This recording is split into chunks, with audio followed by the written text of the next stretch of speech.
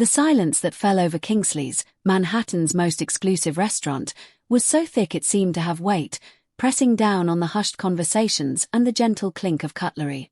Conversation ceased, forks froze mid-air, and dozens of eyes fixed on the small, impossible space between the tables. 10-year-old Lucas Montgomery was visibly shaking, his legs, encased in gleaming metal braces, wavered precariously as he reached out a trembling hand towards Diana Johnson, the restaurant's only black waitress. The live piano had just begun a soft, melancholic melody, and the boy's impulse to ask someone to dance had come without warning, a pure, unbidden spark of childhood desire in a room built for adult restraint. "Sir, control your son." Manager Thornton's sharp voice, cutting like a shard of ice, sliced through the stunned quiet. "That's inappropriate. This is not a dance hall, and our employees are not here to entertain children." Richard Montgomery, owner of Montgomery Investments and one of the richest men in the country, swallowed hard, the movement almost painful. It was the first time he had taken Lucas out to dinner in public since the accident 2 years earlier that had partially paralyzed his son's legs. A mistake, he realized with a fresh wave of humiliation, he would not repeat. "Lucas, sit down." The order came low, firm, edged with a desperate plea for normalcy. Diana remained motionless, her gaze shifting, absorbing the raw tension between the imperious manager, the mortified billionaire, and the boy whose hand still hung, suspended in the air, a testament to a fleeting hope. In her 5 years working here, she had learned to become invisible, especially to customers like Montgomery. Powerful, demanding, accustomed to a world that bent to their will. But the silent plea in Lucas's eyes, the fragile vulnerability of his extended hand, pricked at something deeper than her carefully cultivated detachment. "Mr. Thornton, I'm leaving. My shift is over." Her voice, surprisingly calm, clear, carried across the hushed room as she slowly removed her apron and placed it on the tray. Then, to everyone's utter amazement, she smiled at Lucas and, with a gentle, deliberate motion, took his hand. "I can't dance in an apron." Richard stood up abruptly, his chair scraping loudly against the polished floor. "What do you think you're doing?" His voice was a dangerous growl, laced with confusion and mounting fury. Diana held his gaze, her own steady, unwavering. "I'm accepting an invitation, sir." Before anyone, least of all Richard, could interfere, Lucas took a hesitant step forward. His foot dragged painfully across the floor, and the metal of his braces screeched a harsh protest. But Diana didn't try to guide him, didn't try to hurry him, didn't try to correct his clumsy gait. She simply adjusted her own pace to his, mirroring his struggle, his triumph. "She's getting fired tomorrow," whispered a woman at the next table, her voice dripping with morbid certainty. Richard watched, paralyzed, as a sudden, vivid memory struck him. Elizabeth, his late wife, dancing with a much younger Lucas in their living room. "It's not about perfection," she had said, her voice soft, her eyes full of love. "It's about connection." As Diana followed Lucas's clumsy, deliberate steps, something profound shifted in the boy's eyes. Fear gave way to intense concentration. Shame melted into shy pride. For the first time since the accident, Lucas wasn't being guided, helped, or corrected. He was leading. "Mr. Montgomery," the manager's voice interrupted his trance, though it sounded strangely distant. "I can assure you this will never happen again. She will be properly disciplined." Richard didn't respond. The entire restaurant seemed to hold its breath, waiting for his reaction. After all, a man of his power could end anyone's career with a single, dismissive word. Employees stopped what they were doing, other customers watched with morbid curiosity, a silent jury. Lucas's smile, however, was the only sound that echoed in Richard's mind, a pure, unadulterated sound of joy. Diana led the boy back to the table after 3 dance steps, a small, yet monumental journey across the restaurant floor. "Thank you for asking me out," she said formally, as if speaking to an adult. "It was an honor." When she turned to leave, Richard stopped her. "Wait." His voice sounded different, almost unrecognizable to himself, stripped of its usual authority. "What's your full name?" "Diana Johnson, sir." Richard nodded slowly. "Diana Johnson," he repeated, as if memorizing it, engraving it into his very being. Then, He took a card from inside his jacket and held it out to her. My office. Tomorrow. At 10 a.m. The entire restaurant held its breath. Diana accepted the card, her expression betraying no emotion, though her hand trembled slightly as her fingers brushed his. Dad? Lucas called as she walked away, the question hanging in the air like a gentle accusation. Why did you do that? The question hung in the air like an accusation. Richard watched his son, and for a brief moment, he saw not just the child Elizabeth had left in his care, but a complete human being whose wants and needs he had systematically ignored for 2 long, agonizing years. As dinner proceeded in awkward silence, no one noticed Diana's glance before she left, not out of fear or resignation, but out of a calm determination that starkly contrasted with the storm brewing in Richard Montgomery's eyes. The lobby of Montgomery Tower sparkled, its glass and marble walls reflecting the sharp morning sunlight. Diana Johnson immediately felt out of place in her best outfit, a navy blue skirt and white blouse bought on sale. The people passing her wore clothes that probably cost more than her monthly rent. Diana Johnson to see Mr. Montgomery, she said to the receptionist, who examined her with a clinical, appraising gaze before making a call. 18th floor. Miss Winters will see you. In the elevator, Diana took a deep breath, clutching her worn purse to her chest. It wasn't fear she felt. It was a quiet, steady determination that came from having faced worse, much worse. Miss Winters, a woman in her 40s with a sharp gaze and impeccably tailored posture, met her at the 18th floor. Mr. Montgomery is in a conference call. Please follow me. As they walked through the mirrored hallways, Diana felt the curious stares of the employees.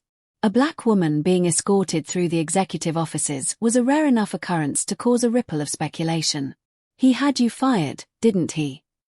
Winters asked suddenly, her voice low, when they were alone in a luxurious waiting room. It happens. Powerful clients call, and people like you lose their jobs. People like me.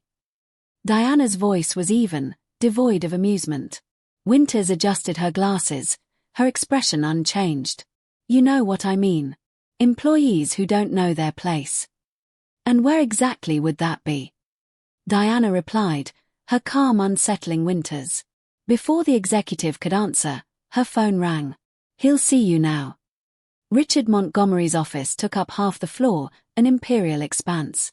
Through the floor-to-ceiling windows, Manhattan looked like a distant playground, a city he seemed to gaze upon as if it were his personal property. The man stood, his back to her, gazing out at the concrete expanse. Mr. Montgomery. Diana greeted him formally. Richard turned, his face a mask of studied control, though Diana noticed a subtle tension around his eyes. Miss Johnson. Thank you for coming. He gestured to a leather armchair. Please. The silence that followed was calculated, a tactic Diana recognized immediately. It was the kind of silence designed to make nervous people talk too much, to incriminate themselves. Do you have a background? Richard finally asked, his voice flat. Excuse me. Education. College. Diana kept her gaze steady. Bachelor's degree in child development from NYU. Incomplete master's degree in special education. Something flashed across Richard's face, surprise, perhaps, quickly masked. And you work as a waitress? I work 3 jobs, actually. The restaurant, a bookstore on weekends, and as a tutor when I can get students. Richard moved from the window to the large, polished table that served as his conference area, picking up a folder. I did some research on you, Miss Johnson. I wanted to understand who the person was who. He hesitated, as if the words betrayed him, danced with my son. He opened the folder, revealing printed photos of a community center. Freedom Steps. You founded that 6 years ago. Diana sat up straighter in her chair. I co-founded it with my sister, Zoe. A dance program for children with physical disabilities. Richard leafed through some documents, which is now about to close due to lack of funding. Diana showed no surprise. Of course he would find all that out in less than 24 hours. I didn't come here to ask you for money, Mr. Montgomery. Then why did you come? Because you invited me. Richard laughed softly, a joyless, hollow sound. Fair enough. He stood up again, restless, pacing. I want you to work for me. Diana blinked, genuinely taken aback. As a waitress in your house. Richard's face hardened, as if the suggestion itself was an insult. As a therapeutic companion for Lucas. His son's name seemed difficult for him to say. Diana noticed how his eyes momentarily drifted to a photo on the table, a smiling woman holding a baby. I have the best specialists in the country, Richard continued, his voice regaining its usual force. Physical therapists, neurologists, psychologists. But what you did yesterday. He paused, as if the words betrayed him. It was the first time I've seen him smile since the accident. I don't want a dancer for my son. I want someone who can do what you did. Follow, not lead. Diana studied the man in front of her. Beneath the facade of power and control, she saw what others might not, a desperate, lost father. I can pay you 5 times what you're making now. Diana stood up. No. Richard looked genuinely shocked, like someone unaccustomed to hearing that word. I don't work for people who see only my color or my social class before they see my competence, she explained calmly. And I definitely don't work for people who try to buy solutions to emotional problems. Richard's face flushed, a rare display of raw emotion. You're turning down an offer that would solve your financial problems out of pride. Out of dignity, Diana corrected, her voice unwavering. And because your son deserves more than someone hired to pretend to care. She walked to the door, then paused, her hand on the knob. Lucas doesn't need more experts. He needs space to lead his own life. You don't know my son, Richard countered, his voice sharp with frustration. No, Diana agreed, her gaze soft but firm, but I know people like him. People whose physical limitations are nothing compared to the invisible cages we build around them. She took a simple card from her purse and placed it on the polished table. Freedom Steps classes on Tuesdays and Thursdays. 4 p.m. If you'd like to bring Lucas, the first class is free. As Diana left, she passed Winters, who had obviously been listening behind the door, her expression a mixture of disbelief and something akin to awe. You just turned down an offer from Richard Montgomery, Winters whispered incredulously. Are you crazy? Diana smiled, a small, knowing curve of her lips. Maybe. But I'd rather be crazy than be property. The following Wednesday, Diana was at the reception desk of the community center, the familiar scent of old wood and children's enthusiasm filling the air, when Zoe, her sister and co-founder of the project, came running up, her face a mixture of excitement and nerves. There's a Bentley parked outside, she whispered, adjusting her hijab. And you won't believe who's inside. Through the large, slightly grimy window, Diana saw the luxurious car, gleaming incongruously on the humble street. Lucas was in the back seat, looking anxiously out, his small face pressed against the glass. Richard remained in the driver's seat, his hand still on the steering wheel, as if fighting an internal battle of monumental proportions. He's not coming in, Zoe predicted, a hint of resignation in her voice. Men like him don't come to places like this. Diana smiled, remembering Lucas's gaze during those brief, precious moments of dancing. Don't underestimate the power of a determined son. As they watched, the car door finally opened. Lucas got out slowly, adjusting his leg braces with a practiced motion. Then, to everyone's surprise, Richard got out too. The billionaire looked utterly out of place in his casual pants and sweater, an obvious, almost pathetic, attempt to dress less formally, yet still screaming privilege from every expensive thread. I told you he'd come, Diana murmured, more to herself than to Zoe. Zoe stared at her, wide-eyed. What did you do? Diana didn't answer, but her eyes sparkled with a secret that not even her sister fully knew. In her tiny apartment in the Bronx, hidden under her bed, was a notebook filled with years of meticulous notes. Observations about children like Lucas and men like Richard Montgomery, detailed research, and a comprehensive plan that had begun with nothing more than a simple acceptance of an invitation to dance. What Richard Montgomery didn't know, what he couldn't possibly imagine in his insulated world of glass towers and endless bank accounts, was that Diana Johnson wasn't just a waitress who had agreed to dance with his son.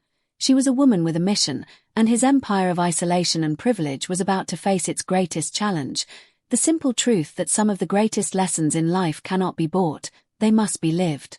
Freedom Steps operated out of an old community warehouse, its walls decorated with handmade posters bearing phrases like "your rhythm, your rules, and every move counts."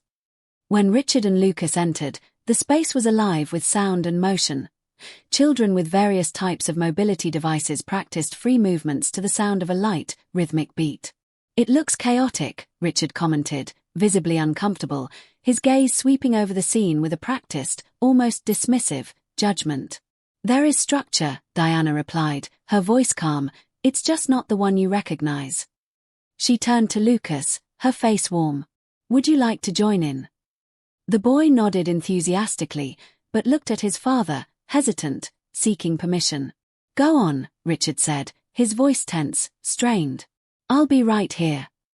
As Diana guided Lucas to the group, Zoe approached Richard and offered him a plastic chair. "The first day is always the hardest," she commented, a gentle smile on her face. "For the parents, not the kids." "This isn't therapy," Richard argued, his jaw tight. "I hired the best rehabilitation specialists."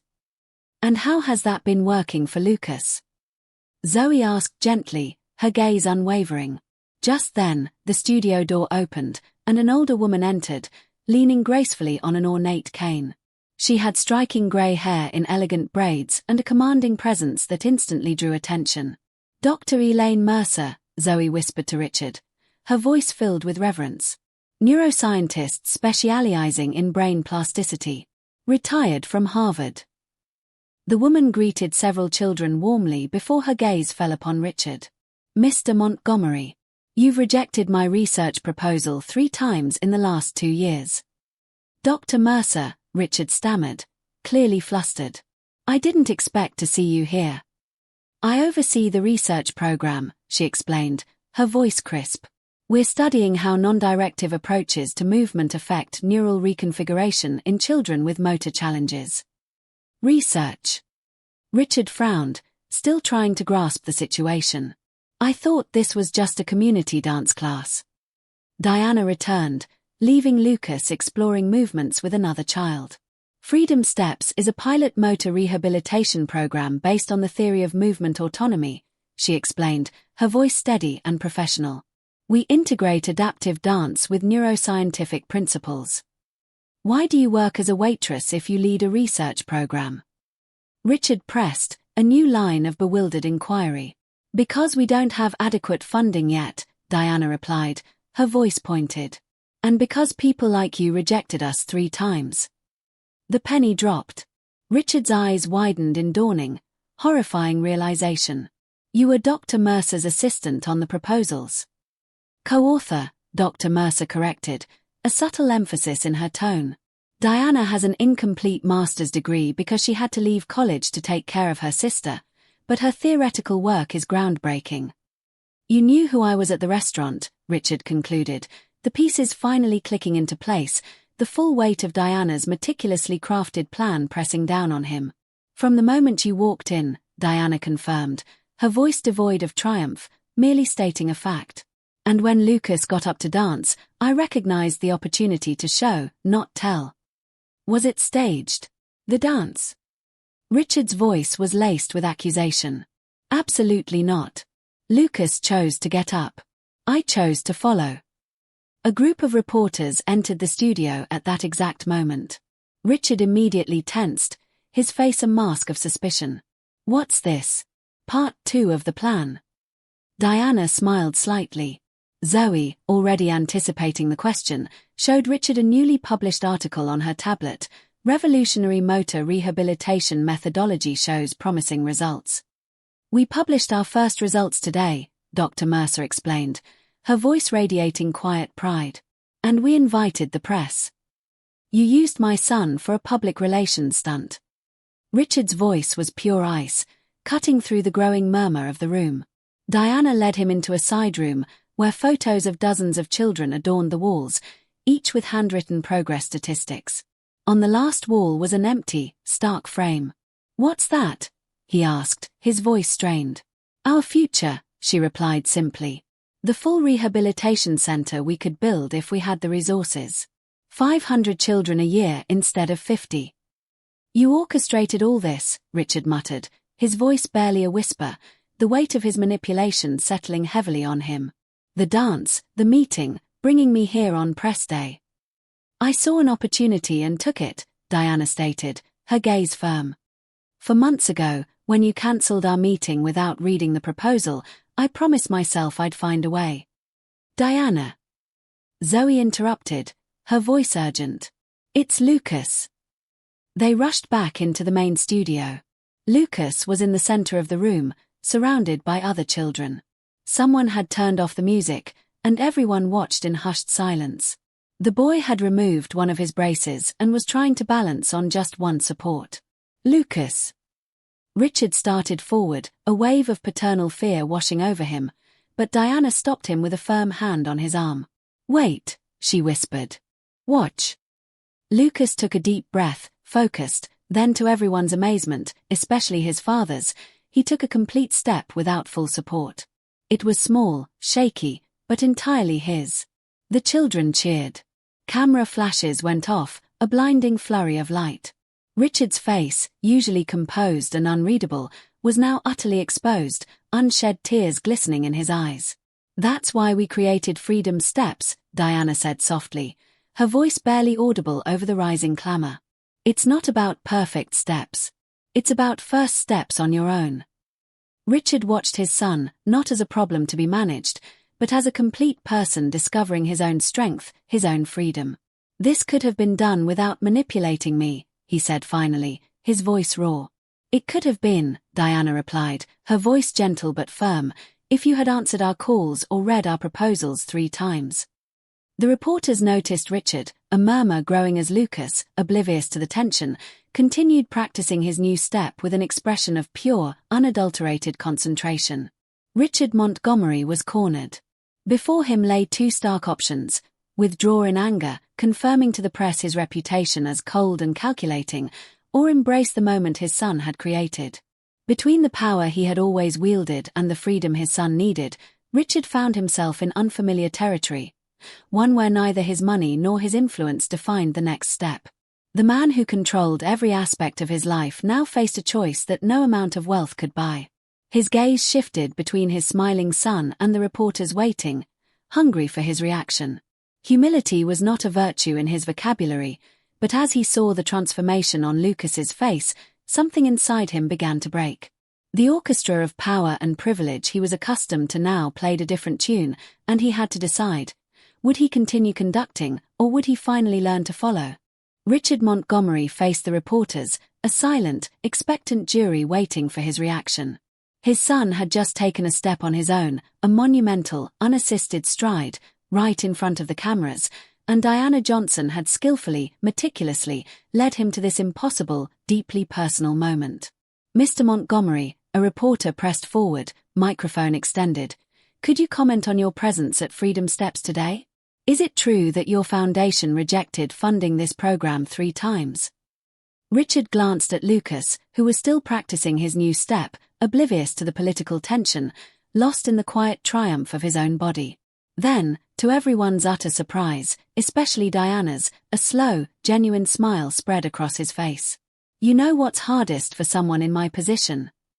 Richard addressed the reporter, but spoke loudly enough for everyone in the room to hear. Admitting when we're wrong. A stunned silence filled the room, a collective gasp.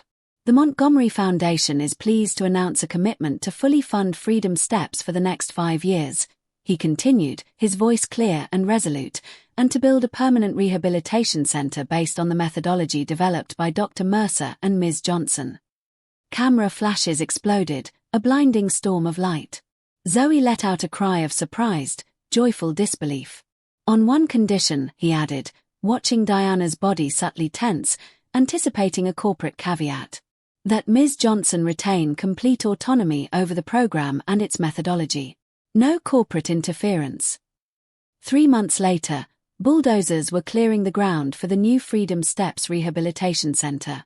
The project wasn't the most luxurious the Montgomery Foundation had ever funded, but it was, without a doubt, the most innovative, every space designed with direct, heartfelt input from the children and their families. Diana supervised the construction frequently, her presence a steady, guiding force, but she was never alone. Lucas showed up regularly, sometimes bringing other children with him, his excitement infectious. And to the staff's continued surprise, Richard Montgomery also appeared, silently observing the progress, a figure almost unrecognizable from the arrogant billionaire who had first scoffed at the humble dance studio.